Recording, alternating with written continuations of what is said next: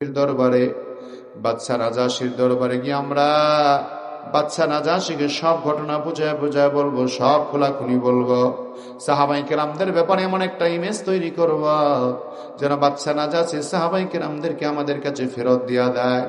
এই চিন্তা ভাবনা মাথায় নিয়ে সিদ্ধান্ত গ্রহণ করার পরে যখন নাকি 8টা মাওট বোঝাই করে স্বর্ণ অলংকার মালামাল নিয়ে যখন রওনা হয়ে গেল সিরিয়ার বাদশা নাজাশির রাজ দরবারে, যখন আরবের লোকেরা চলে গেল, এই মক্কার বড় বড় নেতারা সিরিয়ার রাজ দরবারে যাওয়ার পরে বাদশা নাজাশিকে ডাক দিয়ে বলে, বাদশা, আপনার দেশে আগমন করেছে এমন কিছু সন্ত্রাসী আমাদের দেশ থেকে আপনার দেশে আগমন করেছে।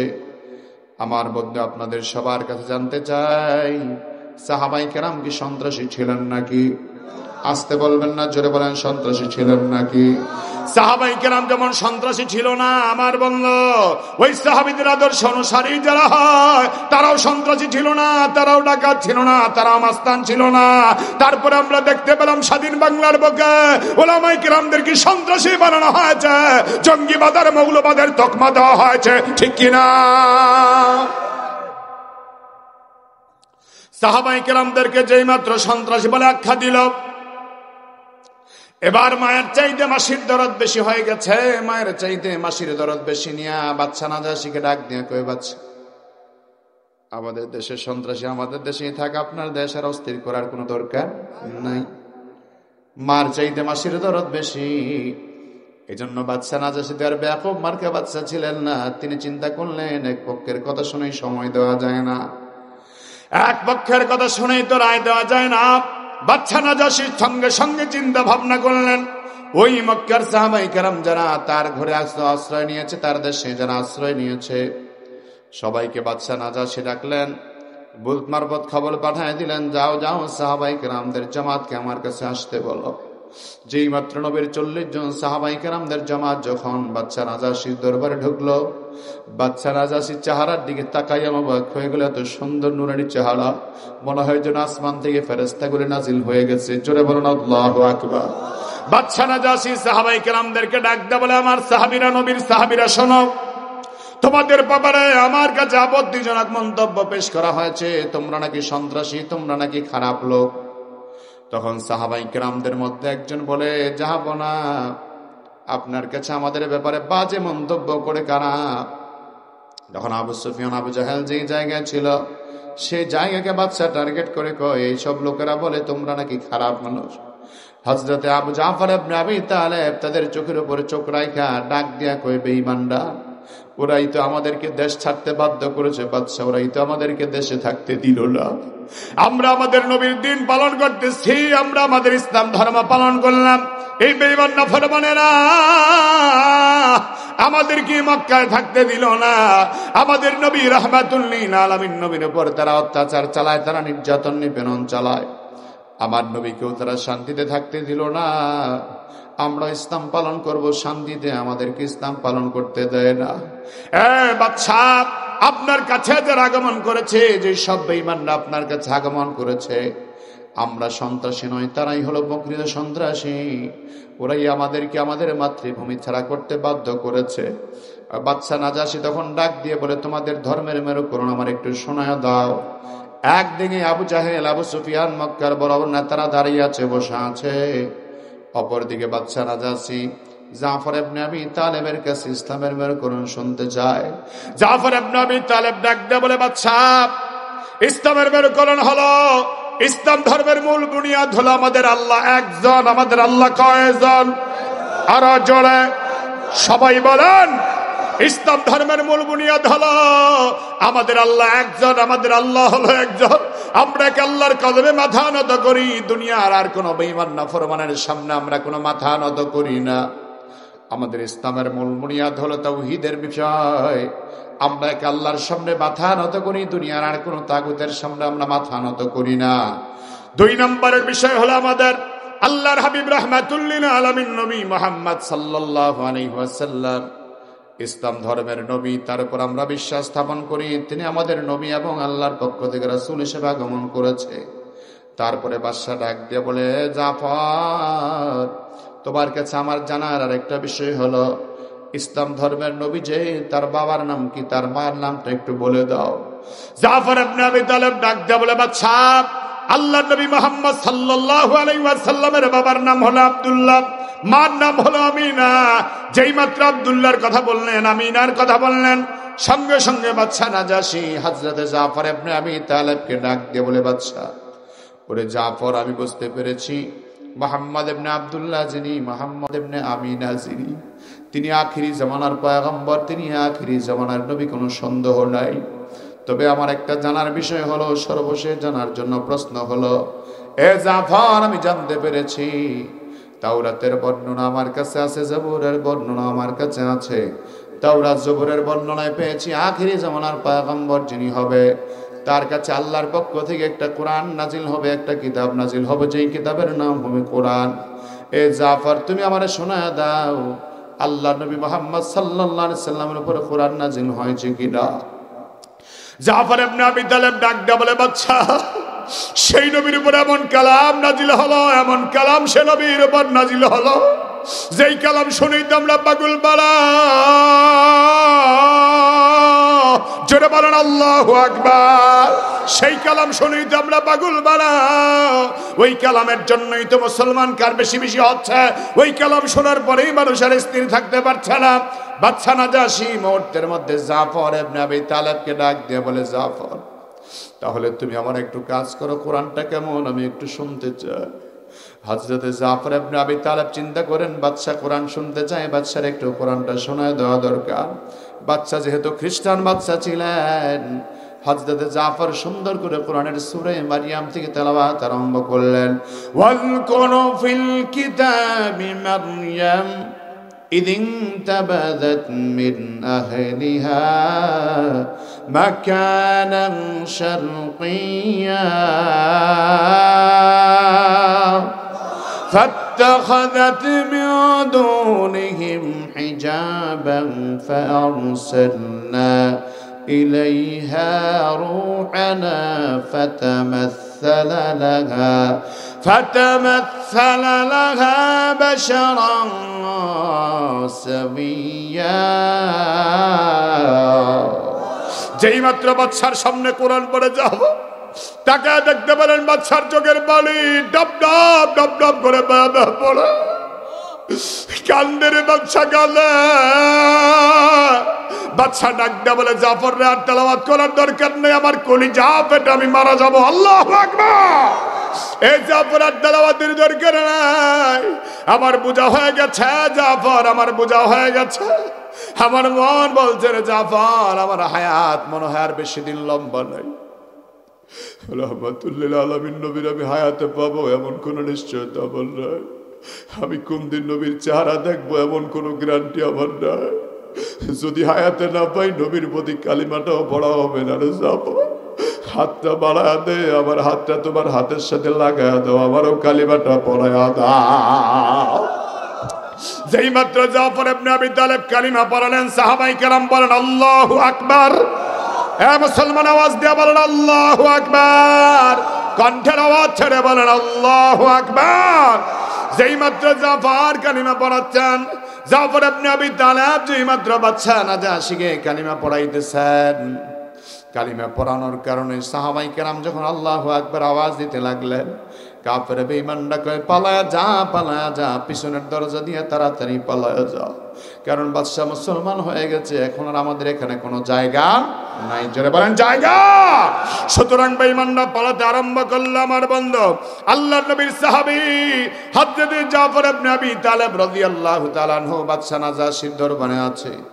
বাদশা নাজাশী জাফর ইবনে আবি তালেবকে ডাক দিয়ে বলে, জাফর, নবীর সাথে আমার সাক্ষাৎ হয় কি হয় না তা আমি জানি না, তবে নবীর যে শিক্ষা আছে, নবীর যে শিক্ষা আছে, এগুলো আমার একটু শিখায়া দাও, কোরআনটা শিখায়া দাও। তারপরে বাদশা ডাক দিয়ে বলে, আমারে তুমি ইসলামের বিধানগুলি শিখায়া দাও। বাদশা নাজাশী ইসলাম ধর্ম শিখতেছে, কোরআনের বিধানটা শিখতেছে। রাহমাতুল লিল আলামিন নবী, আমার নবী, আপনার নবী, আমার নবী, আমার নবী, নবী আমার কে উম্মত দিতে আমার পাগল হলেই তো হবে না। তুই আমার পাগল যদি হও আমি নবীও তোমার জন্য পাগল পারা হব, তুমি আমার জন্য পাগল হও আমি নবীও তোর জন্য পাগল হব, আমি নবীও তোমার জন্য পাগল, আমি নবীও তোমার জন্য পাগল হব। আল্লাহর হাবিব রাহমাতুল লিল আলামিন নবী সাহাবায়ে কেরামদেরকে একদিন ডাক দিয়ে বলেন, আমার পানের সাহাবীরা সবাই জমাত হয়ে যাও, সবাই কাতার বন্দি করো, জানাজার নামাজ পড়তে হবে, জানাজার নামাজ পড়তে হবে। সাহাবায়ে কেরাম বলে, হুজুর লাশ কোথায়? জানাজা পড়ার জন্য লাশের প্রয়োজন, আমাদের সামনে তো আমরা লাশ দেখতে পাচ্ছি না। রাহমাতুল লিল আলামিন বলে, লাশের প্রয়োজন নাই, আজকে লাশের কোনো দরকার নাই, আজকের এমন একজনের জানাজা পড়ব যে আমার জন্য পাগল ছিল, ওই বাচ্চা নাজাশী, বাচ্চা নাজাশী দুনিয়ার জমিন থেকে বিদায় হয়ে গেছে। আমি নবীর কাছে খবর এসেছে, বাচ্চা নাজাশী রাষ্ট্রীয় কাজে ব্যস্ত থাকার কারণে কোনো দিনের জন্য আমার সাক্ষাতে আসতে পারল না। আমার বিবাহের সময় মহারণার টাকাটা হযরত আম্মা হাবিবা রাদিয়াল্লাহু তাআলার বিবাহের সময় 4000 দিনার মহারণা পরিশোধ করেছে বাদশা নাজাশী। নবী ডাক দিয়া বলে, আমার সাহাবায়ে কেরাম সবাই মিলে ঐক্যবদ্ধ হয়ে যাও, সবাই মিলে জমায়েত হয়ে যাও। সব সাহাবায়ে কেরাম জমায়েত হয়ে গেল। রাহমাতুল লিল আলামিন নবী গোটা জিন্দেগীর মধ্যে একজন মাত্র মানুষের গায়েবানা জানাজার নামাজ আদায় করেছেন, ওই মানুষটি হলো বাদশা নাজাশী, সিরিয়ার বাদশা। জোরে কান আল্লাহু আকবার। আল্লাহ তাআলা ডাক দিয়ে বলেন, ও দুনিয়ার বেঈমানেরা, ইসলামকে দমন করতে চাইলা, কোরআনকে দমন করতে চাইলা, পারলা না, পারলা না, পারলা না, বরং কোরআনকে যারা দমন করতে চাইবে ওই আবু জাহেলের মতো শিক্ষা তোমাদের কপালেও আছে, ঠিক কিনা?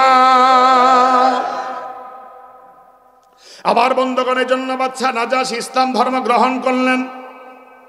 বেঈমান সব চাইল ইসলামের বাতিকে এনে ব্যয় দিতে, সাহাবায়ে কেরামদেরকে আনার জন্য ফিরে মক্কা নগরীতে। আল্লাহকে আমি আল্লাহ যা চাই তাই হয়, আমি আল্লাহ যেটা চাই না সেটা কোনোদিন হতে পারে না। আমার বন্ধু রাহমাতুল লিল আলামিন নবীর এবার পালা শুরু হয়ে গেল। আমার নবীর এমন অত্যাচার শুরু হলো, সাহাবায়ে কেরাম এক এক করে সিরিয়ায়, এক এক করে মদিনায় গিয়া হিজরতের শুরু করলো। সাহাবায়ে কেরাম কেউ কেউ নজদের মধ্যে হিজরত করলো, কেউ কেউ আশেপাশের রাষ্ট্রগুলিতে হিজরত করলো।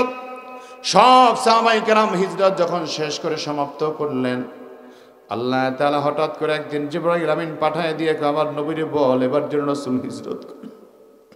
আমার নবী বারবার নিজের ঘরের দিকে তাকায়, বাইতুল্লাহর দিকে তাকায়। আমি আমার ভাইয়ের দেশ চাইরা কেমনে থাকবো, বাইতুল্লাহ চাইরা আমি কেমনে থাকবো? বাইতুল্লাহ শরীফের দিকে তাকায় নবী আমার কাঁদতে আর কয়, বাইতুল্লাহ তোর দিকে ফিরে ফিরে আমি আমার মাহবুদের ইবাদত করতাম রে বাইতুল্লাহ। আজ আমি ছেড়ে তোমাকে ছেড়ে চলে যাচ্ছি, কোনোদিন আর তোমার সাথে সাক্ষাৎ হয় কি হয় না আমি জানি না। নবীজি কাঁদতেছে, চোখের পানিগুলি টপ টপ টপ টপ করে বেয়ে পড়ছে। আমার নবীর কান্না দেখে আমার আল্লাহ বরদাস্ত করতে পারে না। রাব্বুল আলামিন কোরআনে কারীমের আয়াতটা নাজিল করে নবীরে শোনায় দিল, নবী ইন্নাল্লাযী ফারাদা আলাইকাল কুরআনা লারাদ্দুকা ইলা মাআদ। ও নবী আমি আল্লাহ কোরআনের কসম করলাম যে আল্লাহ কোরআন নাজিল করলাম আপনার উপরে, কোরআনের শপথ, আমার ইজ্জতের শপথ করছি আমি আল্লাহ তাআলা, লারাদ্দুকা ইলা মাআদ, আপনাকে আজকে যদিও ফকিরের বেশে মক্কা ছেড়ে যেতে হয়, আপনাকে বাদশার বেশে আবার মক্কায় ফিরে আনব। নবীজি আমার বাইতুল্লাহর সামনে দাঁড়ায় আছে। আল্লাহর নবী, কষ্ট হচ্ছে নাকি আপনাদের? রাহমাতুল লিল আলামিন নবী বাইতুল্লাহর সামনে দাঁড়ায় আছে। আমার বন্ধু বাইতুল্লাহর সামনে দাঁড়া দাঁড়া বাইতুল্লাহর দিকে তাকায় তাকায় চোখের পানি ছাড়ে আমার নবী। এখনো দেখবেন আপনাদের মধ্যে যারা মক্কাতুল মুকাররমায় যায়, মক্কা থেকে যখন নাকি মদিনার দিকে গাড়িটা ছাড়ে, আমি দেখেছি হাজীদের চোখের পানি কিভাবে বলে, বারবার চোখের পানি মুছে। কারণ নবীজি বারবার মদিনার দিকে যাওয়ার জন্য যাওয়ার সময় বারবার কেঁদেছে, বারবার আমার নবী কেঁদেছে। সাহাবায়ে কেরাম আল্লাহর নবীর জন্য কেঁদেছে, নবীজিও সাহাবীদের জন্য কেঁদেছে। রাহমাতুল লিল আলামিন নবী বাইতুল্লাহ শরীফের সামনে দাঁড়ায় আছে। এমন সময় বাইতুল্লাহর চাবি যেই লোকের হাতে ছিল তার নাম ছিল ওসমান ইবনে তালহা। নবী আমার ডাক দিয়ে বলে, ওসমান রে, আমি নবী বাইতুল্লাহ ছেড়ে চলে যাচ্ছি, আর কোনোদিন বাইতুল্লাহ আসতে পারবো কিনা জানি না, তোমার হাতে বাইতুল্লাহর চাবি আছে, আমার একটু চাবি দাও, আমি ভিতরের দিকে ঢুকে আমার মালিকের কদমে দুইটা সেজদা দিয়ে চলে যাব। ওসমান ডাক দেয়া কয়, মুহাম্মদ নবী তোমার তো সাহস কম না, তোমার পায়ের তলায় মাটি নাই, তুমি বাইতুল্লাহর চাবি নেওয়ার জন্য এসেছ। এ মুহাম্মদ তুমি চলে যাও, তাড়াতাড়ি পালাও।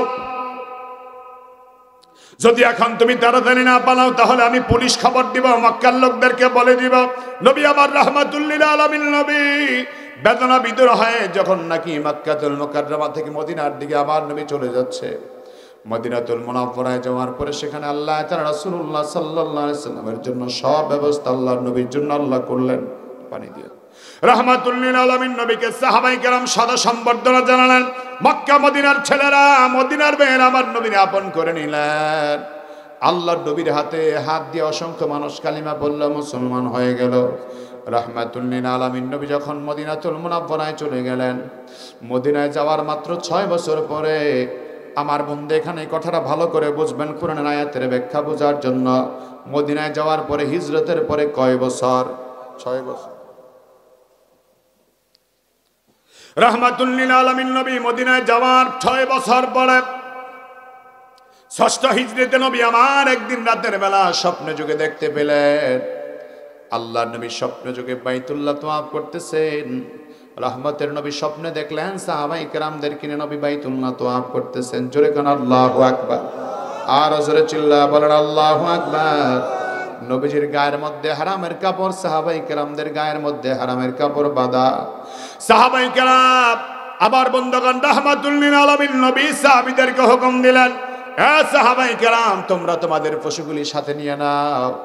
সব সাহাবায়ে কেরাম পশুগুলি সঙ্গে নিলেন, সব সাহাবায়ে কেরাম তাদের পশুগুলি সাথে নিলেন। এক একজন সাহাবায়ে কেরাম হাত নিয়ে যখন মদিনার উদ্দেশ্যে রওনা হয়ে যাচ্ছে, নবীজি স্বপ্নে দেখলেন বাইতুল্লাহর ডানে বামে তাওয়াফ করার পরে সাহাবায়ে কেরাম মাথা হলক করছে, কেউ বা কসর করতেছে।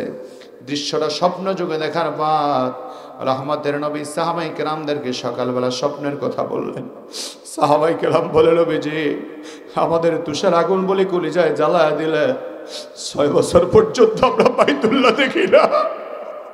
এই 6 বছর আল্লাহর ঘর আমরা দেখি না, আমাদের মা দেখি না, বাবা দেখি না, স্ত্রী সন্তান ফালায় 6 বছর আমরা মদিনায় পড়ে আছি। যদি আপনি অনুমতি দেন তাহলে বাইতুল্লাহর দিকে আমরা সবাই মিলে যাব।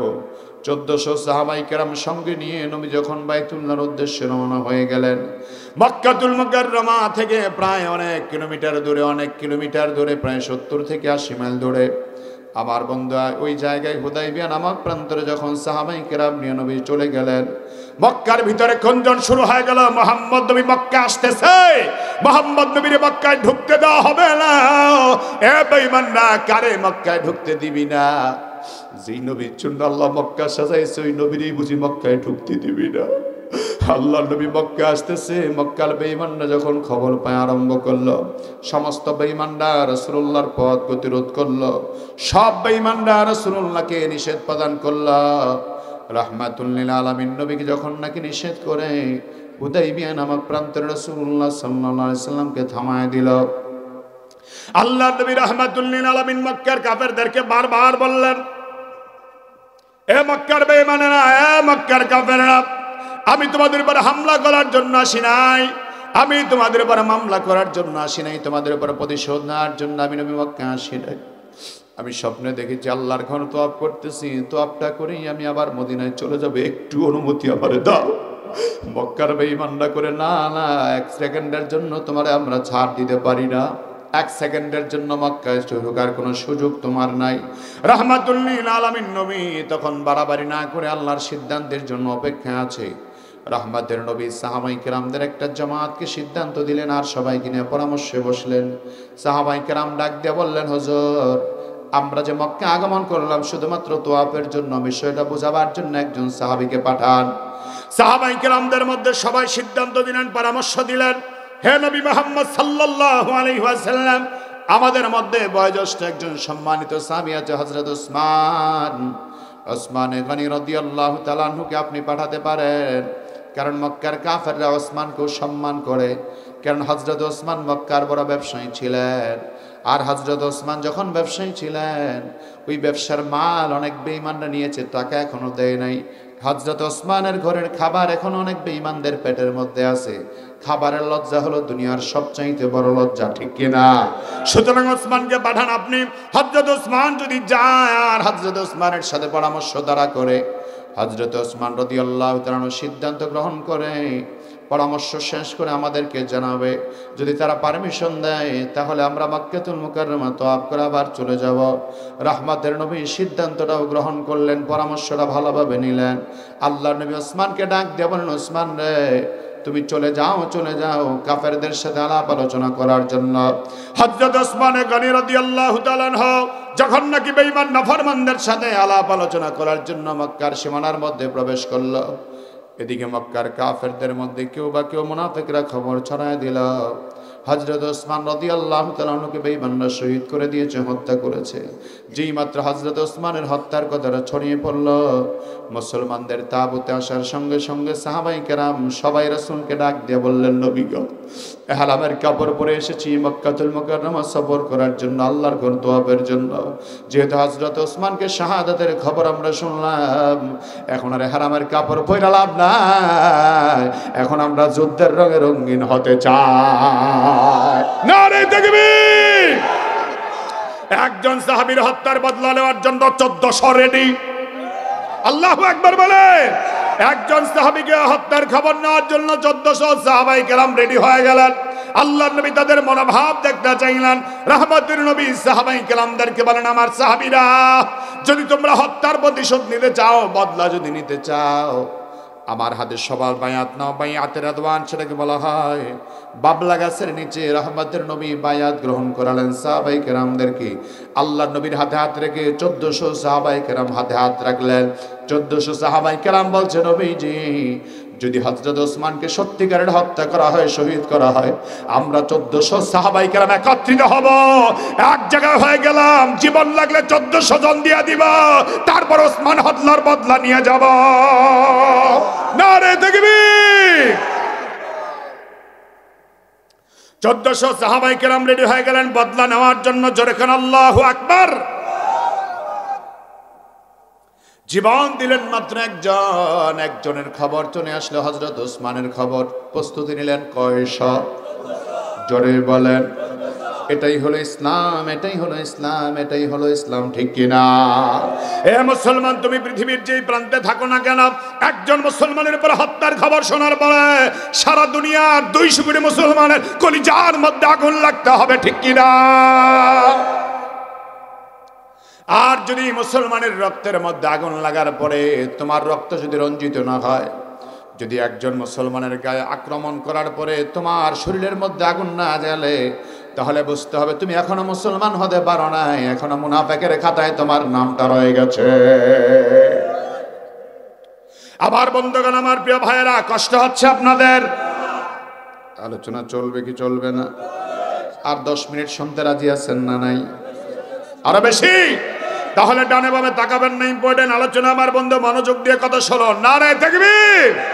হযরত ওসমান রাদিয়াল্লাহু তাআলা আনহুর হত্যার বদলা নেওয়ার জন্য 1400 সাহাবায়ে কেরাম প্রস্তুতি গ্রহণ করে আল্লাহর নবীর হাতের মধ্যে যখন হাত দিয়ে বায়াত গ্রহণ করলেন, নবীজির হাতে হাত দিলেন, বায়াত নিলেন। এখানে অনেক আশ্চর্য ঘটনা ঘটে গেল। বুখারী শরীফের বর্ণনা। আল্লাহর নবী রাহমাতুল লিল আলামিন নবী সাহাবায়ে কেরামদেরকে নিয়ে হুদায়বিয়া নামক কূপের পাশে প্রান্তরে যখন বসা আছেন, কূপের পাশে যখন বসা আছেন, সাহাবায়ে কেরাম নবীকে ডাক দিয়ে বলেন, নবীজি, কূপের পানি আনতে গেলাম, পানিটা শুকিয়ে গেল, এখন আর কূপের মধ্যে কোনো পানি নেই। ও নবী, কূপের মধ্যে যদি পানি না থাকে তাহলে আমরা কেমনে জিহাদ করব? খানায় তো নাই, পানি তো নাই, বাঁচার তো লক্ষণ নাই। রাহমাতুল লিল আলামিন নবী সাহাবায়ে কেরামদেরকে ডেকে বললেন, আমার সাহাবীরা, চিন্তার কোনো কারণ নাই, মন খারাপ করার কোনো কারণ নাই। যেই পরিমাণ পানি আছে সেই পরিমাণ পানি আমার কাছে নিয়ে আসো। একজন সাহাবী বর্ণনা করেন, কূপের ভিতর থেকে অনেক কষ্ট করে সামান্য পরিমাণ পানি রাসূলুল্লাহর কাছে আনা হলো। রাহমাতের নবী সেই পানি দিয়া অল্প অল্প পানি দিয়ে ওযু করার পরে নবীজি সেই পানির মধ্যে ফু দিয়া বললেন, যাও তোমরা যাও, বাকি পানিটা হুদায়বিয়া নামক কূপের মধ্যে ফেলে দাও। যেই মাত্র কূপের মধ্যে পানি ফেলতে শুরু করলো, পানি ফালার সঙ্গে সঙ্গে ঢালার সঙ্গে সঙ্গে গোটা কোপটাই পানিতে টুইটম্বর আর ভরপুর হয়ে গেল। আবার সাহাবায়ে কেরাম আরেকটা বর্ণনা করেছেন, আল্লাহর নবী ডাক দিয়ে বলেন, আমার সাহাবায়ে কেরাম কি পরিমাণ পানি আছে নাও। সাহাবায়ে কেরাম রাহমাতুল লিল আলামিন নবীর সামনে যখন পানি নিয়ে আসলেন, নবীজি আমার সেই পানির মধ্যে আঙ্গুল চুবায় দিলেন। দুইটা হাতের আঙ্গুল যখন চুবায় দিলেন, দুই হাত যখন চুবায় দিলেন, দুই হাত চুবানোর পরে আবার দুই হাত ওচর দিকে তুলে ধরলেন। সাহাবায়ে কেরামদেরকে বলেন, আমার সাহাবীরা, তোমাদের যত ঘটি আছে, যত পাত্র আছে, সব পাত্র নিয়ে আসো। নবীজি দুই হাত যখন উপর দিকে উঠে ফেললেন, রাহমাতুল লিল আলামিন নবীর প্রত্যেকটা হাতের আঙ্গুল থেকে পানির ঝর্ণার মতো, ফোয়ারার মতো পানি বের হতে আরম্ভ হলো। এই হলো আমার নবী, চিল্লা কর আল্লাহু আকবার। সাহাবায়ে কেরাম যখন নাকি আল্লাহর নবীর হাতে হাত দিলেন, বায়াত নিলেন, 1400 সাহাবায়ে কেরাম জীবন দেওয়ার জন্য যখন তৈরি হয়ে গেলেন, 1400 সাহাবায়ে কেরাম যখন জীবন দেওয়ার জন্য প্রস্তুতি গ্রহণ করলেন, রাহমাতুল লিল আলামিন নবী সাহাবায়ে কেরামদের উপর অনেক খুশি হয়ে গেলেন। একটু পরে দেখলেন সাহাবায়ে কেরামদের মধ্যে আবার খবর চলে আসলো, হযরত ওসমান জিন্দাই চলে আসলো, জীবিত চলে আসলো। আল্লাহর নবীর সাহাবায়ে কেরাম, নবীজি অনেক খুশি হয়ে গেলেন হযরত ওসমান রাদিয়াল্লাহু তাআলা আনহুকে দেখে। সব সাহাবায়ে কেরাম আল্লাহর নবীর হাতে হাত দিলেন, বায়াত নিলেন। এবার কাফের বেঈমানদের পক্ষ থেকে কয়েকজন কাফের এক এক করে প্রস্তাবনা পেশ করলেন। বড় বড় নেতারা এসে আল্লাহর নবীর কাছে প্রস্তাবনা পেশ করলেন, রাসূলের কাছে প্রস্তাবগুলি দিতে আরম্ভ করলেন। এক প্রস্তাব, দুই প্রস্তাব দিতে দিতে হুদাইবিয়া নামক একটা বিশাল সন্ধি চুক্তি হয়ে গেল। ওই সন্ধি চুক্তির মধ্যে যা চুক্তি ছিল, সব চুক্তি ছিল মুসলমানদের বিরুদ্ধে, সব ছিল কাফের বেঈমানদের পক্ষে। রহমতের নবীর মনটা খারাপ, সাহাবায়ে কেরামদের মনটা মলিন হয়ে গেল। হযরত ওমর রাদিয়াল্লাহু তাআলা ডাক দিয়ে বলেন, হে নবী, এই সন্ধি চুক্তি কেমন করে আমরা মানব, যেই সন্ধি চুক্তির মধ্যে আপনার নামই কেটে দেওয়া হয়। রাহমাতুল লিল আলামিন নবী হযরত ওসমানকে ডাক দিয়ে বলেন, হযরত ওমরকে ডাক দিয়ে বলেন, ওমর, যদি আমার নাম কেটে দেওয়া হয়েছে তা নিয়ে চিন্তার কোনো কারণ নাই, মন খারাপ করার কোনো কারণ নাই। আল্লাহ তাআলা আমার নামটা আরশে আজিমে লিখে দিয়েছে। আল্লাহ নবী রাহমাতুল লিল আলামিন নবী হযরত ওসমানকে বোঝাবার পরে, ওমর রাদিয়াল্লাহু তাআলা আনহুকে বোঝাবার পরে হযরত ওমর শান্ত হয়ে গেলেন। এবার আল্লাহর নবীর মন খারাপ, সাহাবায়ে কেরামদের মন খারাপ। মন খারাপ অবস্থায় সাহাবায়ে কেরাম যখন নাকি মক্কাতুল মুকাররমা থেকে মদিনাতুল মুনাওয়ারার দিকে রওনা হয়ে গেলেন, এমন সময় আল্লাহ তাআলা কোরআনের যেই সূরা নবীর উপর পাঠিয়ে দিলেন, ওই সূরাটাই হলো সূরাতুল ফাত, বিজয়ের সূরা। চিল্লা করুন আল্লাহু আকবার। সেই বিজয়ের সূরাতে আল্লাহ তাআলা রাসূলকে অনেক কথা বললেন। সব কথার পরে 27 নম্বর আয়াত আল্লাহ তাআলা রাসূলের জন্য ডাক দিয়ে বলেন, হে নবী, লাকাদ সাদাকাল্লাহু রাসূলাহুর রুয়া বিল হক লাতাদখুলুন্নাল মাসজিদাল হারাম لتدخلن المسجد الحرام إن شاء الله آمنين।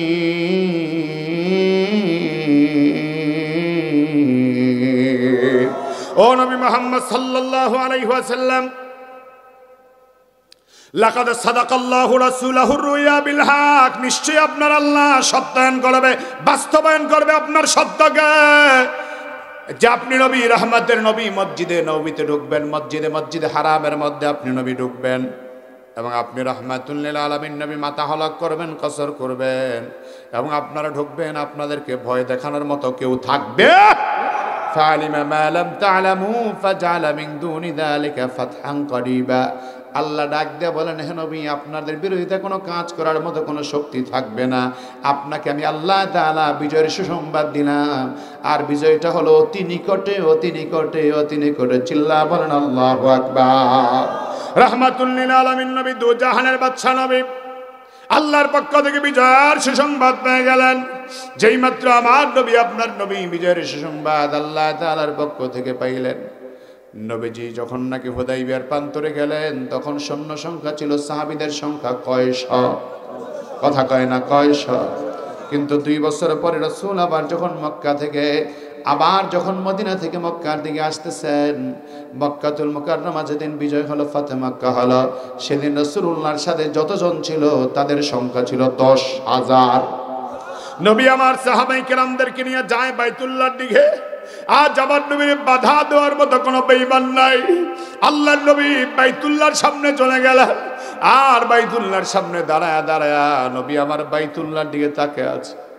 আল্লাহর কদমে সেজদা দেয় আর আল্লাহকে বলে, আল্লাহ তোমার কথাই সত্য, তুমি বলছো ইন্নাল্লাযী ফারাদা আলাইকাল কুরআন লারাদ্দুকা ইলা বা'দ।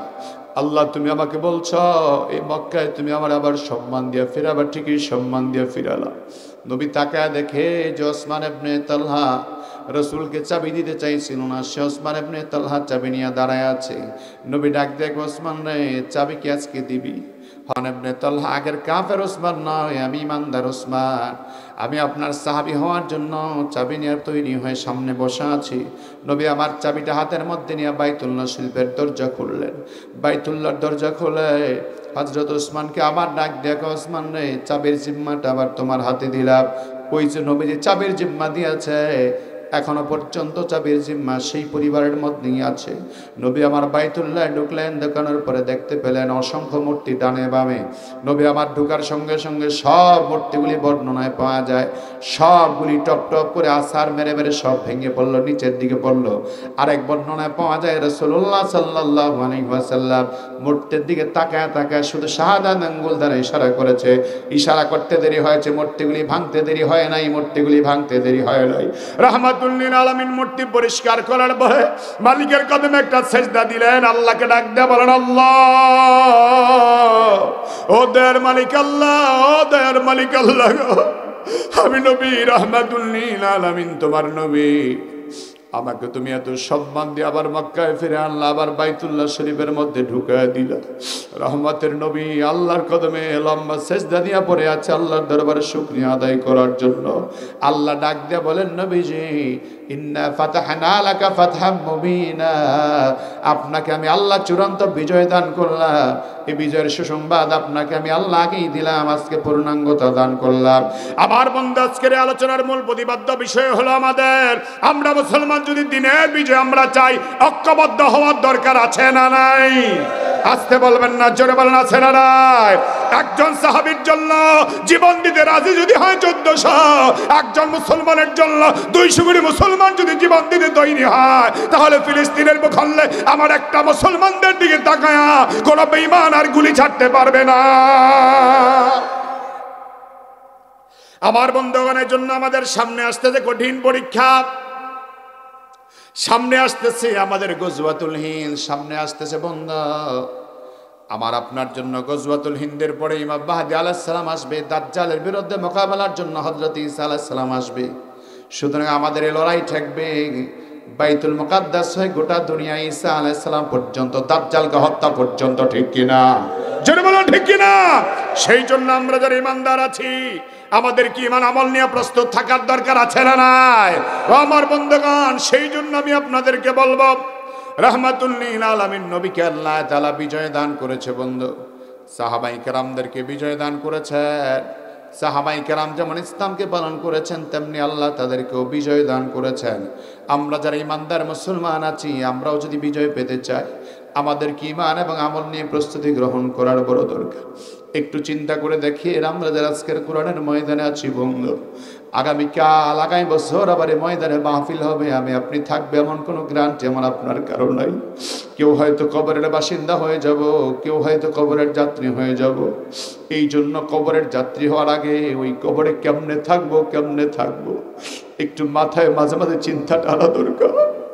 আমি আপনি দুনিয়াতে কত লেপার কত কম্বল দিয়ে শীতের রাতে ঘুমা, আপনার আমার আব্বা আম্মা যারা কবরে চলে গেছে বন্ধু, ওই আব্বা আম্মা কবরে ঘুমাইতেছে, ল্যাপ নাই, কম্বল নাই, প্রচন্ড ঠান্ডা রাতেও তাদেরকে গরম হিটার দেওয়ার মতো কেউ নাই। ওই আব্বা আম্মা কবরে আছে, আমি আপনিও কবরে চলে যাব। ওই কবরে আমি যাব, কবরে আপনি যাবেন, কবরে দুনিয়ার সবাই যাবে। ওই কবরে যদি আমি আপনি ভালো আমল নিয়ে যাই, কবর আমার আপনার সঙ্গে ভালো পরিচয় দিবে, ভালো ব্যবহার করবে। আর যদি কবরে ভালো আমল নিয়ে না যায় আমার বন্ধু, ওই কবর আমার আপনার সঙ্গে ভালো ব্যবহার করবে না। এই জন্য কবরে যাব মালিকের একটু ভয় করা দরকার, জাহান্নামের আযাবকে ভয় করে 5 ওয়াক্ত নামাজি হয়ে যাব। ফজরের নামাজটা কষ্ট করে যদি পড়তে পারি, মালিক আমার জন্য পুরস্কার রাখছে। এশার নামাজ কষ্ট করে পড়তে পারি, মালিক আমার জন্য পুরস্কার রেখে দিয়েছে। 5 ওয়াক্ত নামাজের জিম্মাদারি নাও উম্মত, 5 ওয়াক্ত নামাজের জিম্মাদারি নাও। আল্লাহর নবী বলেছেন 5 ওয়াক্ত নামাজের জিম্মাদারি যদি কোনো উম্মত নেয়, আল্লাহ তাআলার পক্ষ থেকে আল্লাহ 5টা জিম্মাদারি তার জন্য নেয়। 1 নাম্বার হলো দুনিয়ার রিজিকের অভাব আল্লাহ দূর করে দেয়। 2 নাম্বার হলো মৃত্যুর সময় ঈমান নিয়ে কবরে যেতে পারে। 3 নাম্বার হলো কবরে আযাব হবে না। 4 নাম্বার হলো বান্দা হাসরের ময়দানে বিনা হিসাবে ফুলসিরাত পার হবে। 6 নাম্বার হলো ডান হাতে আমলনামা পাবে আমার বন্ধু। 4 নাম্বার ডান হাতে আমলনামা পাবে। 5 নম্বরে বিনা হিসেবে ফুলসিরাত পার হয়ে জান্নাতে যাবে। এই জন্য আমরা যারা কোরআনের ময়দানে আছি, ওই ফুলসিরাতে আমার আপনার সঙ্গী কেউ নাই, কবরে আমার আপনার সঙ্গী কেউ নাই, হাসরের ময়দানে আমার আপনার সঙ্গী কেউ নাই। ওই কিয়ামতের ময়দানে নামাজকে সঙ্গী বানায় 5 ওয়াক্ত নামাজ আদায় করে কবরে যেতে চাই। কারা কারা জি দুহাত তুলে আমার আল্লাহরে দেখায়, আল্লাহকে ডাক দেয়া বলেন আল্লাহ। এইভাবে নয়, চেহারাটা মলিন করে নাক দেয়া বলেন আল্লাহ। ও দয়ার মালিক আল্লাহ, আমরা গুনাহগার, আমরা গুনাহগার, আমরা গুনাহগার। হায় আল্লাহ, গুনাহ করে করে জীবনটা শেষ করে দিলাম। কোন দিন জানি মালাকুল মউত দরজায় এসে হাজির হয়ে যায়, আমরা কেউ জানি না গো। ও দয়ার মালিক আল্লাহ, মালাকুল মউত যদি আসে, জাহান্নামের আসামি বলে আমাদের কবরে নিও না। হায় আল্লাহ, কবরের আযাব আমরা সহ্য করতে পারবো না আল্লাহ। ওই কবরের আযাব থেকে আমাদের বাঁচায়া দাও, আমাদের বাঁচায়া দাও। আয় আল্লাহ, জাহান্নামের আযাব থেকে আমাদের বাঁচায়া দাও, জাহান্নামের আযাব থেকে আমাদের সবাইকে বাঁচায়া দাও। আয় আল্লাহ, তোমার দরবারে খাস করে বুনিয়াদ বেঈমান বানায়া কবরে নিও না, জাহান্নামের আসামি বানায়া কবরে নিও না। কবরের জন্য যেদিন ডাক দিবা, তোমার নবীর নুরানির চেহারাটা দেখা দিও। হায় আল্লাহ, ইমানের কালিমা জবানে জারি করে দিও, বিনা হিসাবে আমাদের জান্নাত দিও আমিন। এই জন্য আমার বন্ধু, ওই কবর আমার আপনার জন্য যেন ভালো জায়গা হয়ে যায়, ভালো জায়গা হয়ে যায়। ওই কবরটাকে ভালো জায়গা বানাবার জন্য 5 ওয়াক্ত নামাজি হয়ে যাব, পর্দা করবো, হালাল খাবো, হারাম খাবো না, দিনের পথে চলবো। 5 ওয়াক্ত যদি জীবনটাকে বিলীন করে চলতে পারি বন্ধু, আল্লাহর হুকুম নবীর তরিকায় চলতে পারি, আমার আপনার দুনিয়া আখিরাতকে সুন্দর করে দিবেন কে? এই জন্য আমরা জানি না কোন জান্নাতে আমরা যাব, তবে আল্লাহর কাছে আমরা দোয়া করি আল্লাহ যেন জান্নাতুল ফেরদাউস আমাদের দান করে দেয়। বলো না আমিন। আমি তো জানি না পাবো কি পাবো না, আল্লাহ তোমার দেয়া সেরা জান্নাত। আমি শুধু জানি দোজখের অগ্নি সইতে পারবো না কোনদিন রাত। আমি তো জানি না পাবো কি পাবো না, আল্লাহ তোমার দেয়া সেরা জান্নাত। গুনাহ তো করেছি আমি বালুরাশি সম, অগণিত সীমাহীন, পাপীর এই তাওবা কবুল করে নাও রব্বুল আলামিন। গুনাহ আমার, হায়াত আমার কমছে শুধু প্রতিদিন, গুনাহ আমার বাড়ছে শুধু বাধাহীন। তুমি তো পারো দিতে নাজাত, আমি শুধু জানি দোজখের অগ্নি সইতে পারবো না কোনদিন রাত। আমি তো জানি না পাবো কি পাবো না, আল্লাহ তোমার দেয়া সেরা জান্নাত। আমি তো জানি না পাবো কি পাবো না, আল্লাহ তোমার দেয়া সেরা জান্নাত। আল্লাহ যেন সেরা জান্নাত আমাদের দান করে, বলেন আমিন। আমি বুঝতে পেরেছি আপনাদের ঠান্ডায় যদিও কষ্ট হয়, কিন্তু মনের আবেগে হৃদয়ের মহাব্বতে বসা আছেন, ঠিক কিনা? আমরা কাকে খুশি করতে চাই? কাকে? আল্লাহকে খুশি করার জন্য সবাই একসাথে দোয়া করে যাবো তো ইনশাআল্লাহ। দুই চারটা মিনিট একটু সময় চাই, দিতে রাজি আছেন তো মনে প্রাণে? আমি যদি আলোচনার আধা ঘন্টাও বাড়াতাম আপনারা কি শুনতেন না? লম্বা সময় আলোচনা হয়ে গেছে মাওলানা, আলহামদুলিল্লাহ। আর সময় বাড়াচ্ছি না, আপনাদের খেদমতে একটু আবেদন করছি। এই মসজিদের জন্য যদি কেউ পারেন সর্বশেষ 100-200 টাকা, 500-1000 টাকা দিতে পারেন, 1 মিনিটের মধ্যে দিবেন। একটা ভাই উঠবেন এই পাশ থেকে, আরেকটা ভাই পাশ থেকে, সর্বশেষ যদি পারেন একটু দিয়ে শরীক থাকবেন। লম্বা কোনো কালেকশন এখানে হয় না। আছেন কোনো ভাই? শুধু একটা ভাই, এ ভাই মাশাল্লাহ উঠছে। এ ভাই আপনি একটু উঠেন তো ভাই, যান আপনি একটু উঠেন কষ্ট করে, ভাই একটু দেন। 100-200-500 টাকা দিবেন মাশাল্লাহ। কি নাম ভাইয়া? আপনার আম্মা আছে? আব্বা, মুক্তার ভাই আব্বার জন্য তো আছে 2000 টাকা দান করলেন। আল্লাহ তুমি কবুল করা মঞ্জুর করো, জানে মরে হায়াতে বরকত দান করো। আল্লাহ মুক্তার ভাইয়ের আব্বার জীবনের গুনাহ মাফ করে দাও, কবরটাকে জান্নাতের বাগান বানায় দাও। আল্লাহ ওনার আম্মার জীবনের গুনাহ মাফ করে দাও, আম্মাকে নেক হায়াত দান করে দাও, বলেন আমিন। ওনার আব্বা এই মসজিদের সাবেক সভাপতি সাহেব ছিলেন। আল্লাহ পাক এই মসজিদের খেদমত রাসূলুল্লাহ ওনাকে মাফ করুক, বলেন আমিন। আপনারা যারা দিবেন দিয়ে দেন, দরুদ শরীফ পড়ুন। আল্লাহুম্মা সাল্লি আলা মুহাম্মাদ ওয়া আলা আলি মুহাম্মাদ কামা সাল্লাইতা আলা ইব্রাহিম وعلى آل إبراهيم إنك حميد مجيد. اللهم بارك على محمد وعلى آل محمد كما باركت على إبراهيم وعلى آل إبراهيم إنك حميد مجيد.